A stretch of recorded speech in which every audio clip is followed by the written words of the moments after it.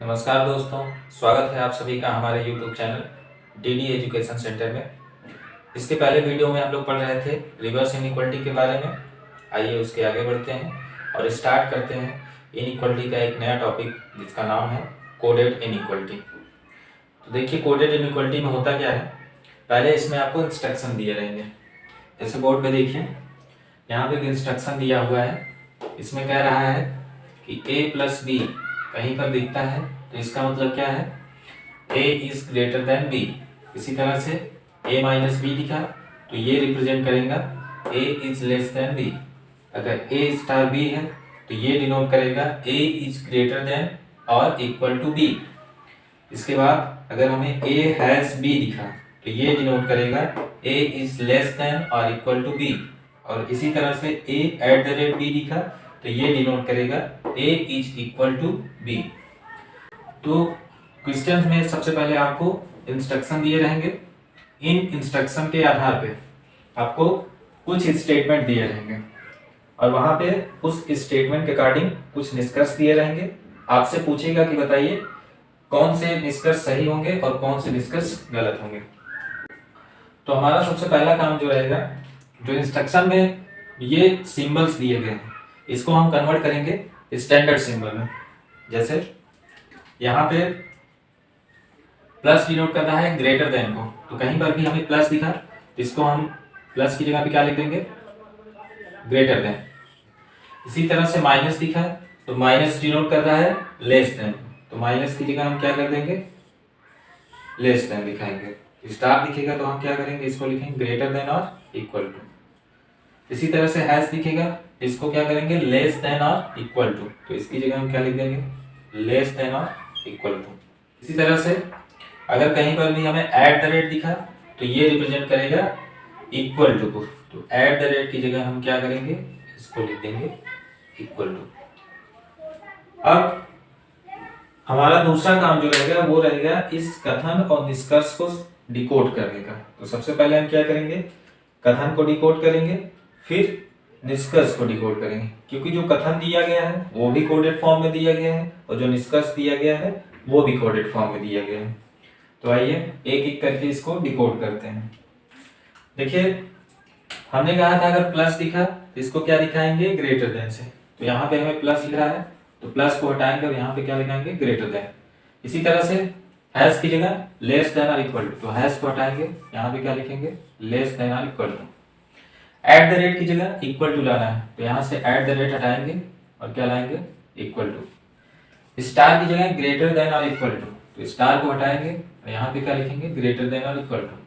फिर से प्लस की जगह ग्रेटर देन, तो यहाँ से प्लस को हटाएंगे, क्या लिखेंगे, ग्रेटर देन। फिर एट द रेट, तो एट द रेट की जगह इक्वल टू, तो एट द रेट को हटा के यहाँ पे क्या लिखेंगे, इक्वल टू। फिर आ रहा है माइनस, तो माइनस को हम हटाएंगे और क्या लिखेंगे, लेस देन। यहाँ पे लेस देन लिख दिया। इस तरह से हमारा जो कथन था वो क्या हो गया, कोडेड फॉर्म से डिकोड हो गया। अब इसी तरह से हमें जो इसके निष्कर्ष हैं इसको भी डिकोड करना रहेगा।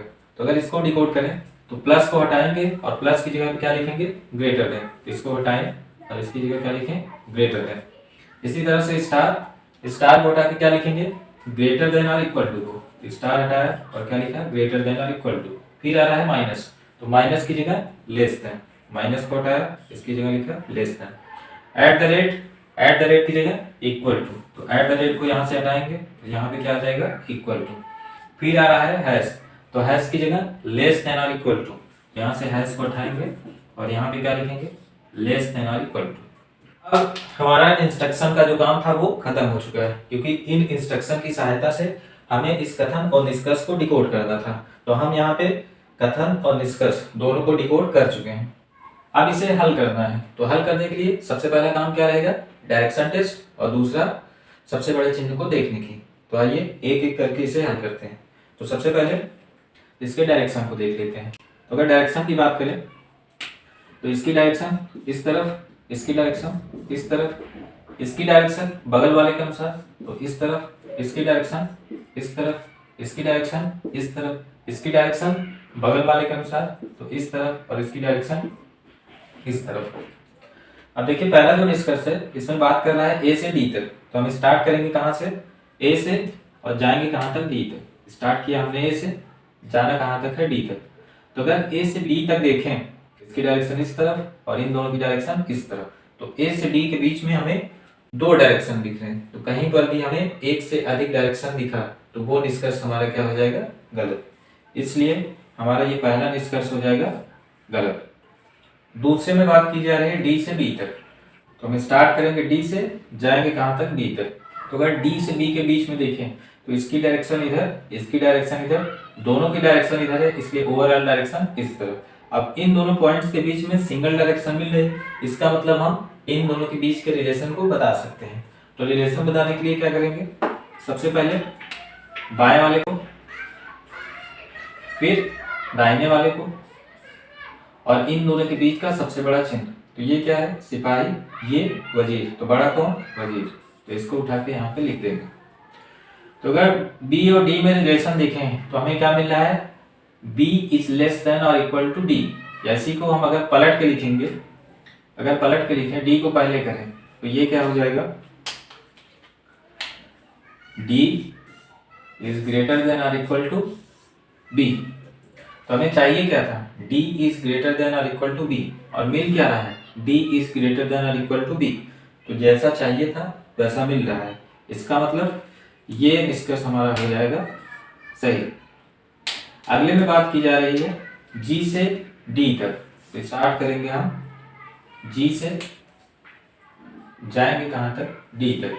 अगर इन दोनों के बीच की बात की जाए तो इसकी डायरेक्शन इधर, इसकी डायरेक्शन, इसकी डायरेक्शन इधर, तो ओवरऑल डायरेक्शन इस तरफ। अगर ओवरऑल डायरेक्शन इस तरफ मिल रही है, इसका मतलब यहाँ पे सिंगल डायरेक्शन मिल रही है। अगर हमें सिंगल डायरेक्शन मिल रही है, इसका मतलब इन दोनों के बीच के रिलेशन को हम बता सकते हैं। तो रिलेशन बताने के लिए क्या करेंगे, सबसे पहले बाएं वाले को, फिर दाहिने वाले को, फिर इन दोनों के बीच का सबसे बड़ा चिन्ह। तो ये वजीर, ये राजा, ये सिपाही, तो सबसे बड़ा कौन, राजा। इसको उठा के यहाँ पे लिख देंगे। अब यहाँ पे देखिए जी पहले चाहिए था और डी बाद में। अगर इसी को हम पलट के लिखें, अगर इसको इस तरफ लाएं तो जी, और इसको इस तरफ लाएं तो इसको पलट के लिखेंगे तो ये चिन्ह भी पलट जाएगा।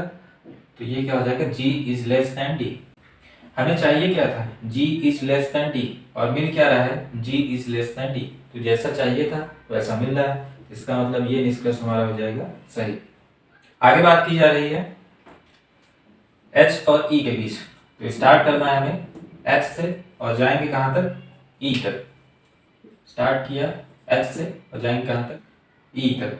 अगर इन दोनों के बीच डायरेक्शन की बात करें तो इसकी डायरेक्शन इधर, इसकी डायरेक्शन इधर, इन दोनों की डायरेक्शन इधर, लेकिन इसकी डायरेक्शन इस तरफ। तो E और H इन दो बिंदुओं के बीच हमें दो डायरेक्शन मिल रहे, तो कहीं पर भी हमें एक से अधिक डायरेक्शन मिला तो वो निष्कर्ष हमारा हो जाएगा गलत। अगली बात की जा रही है C और G के बीच। तो हमें स्टार्ट करना है C से और जाना कहाँ है, G तक। स्टार्ट किया हमने C से, गए कहाँ तक, G तक। अगर इन दोनों के बीच डायरेक्शन की बात करें तो इसकी डायरेक्शन इधर, लेकिन इन तीनों की डायरेक्शन इधर।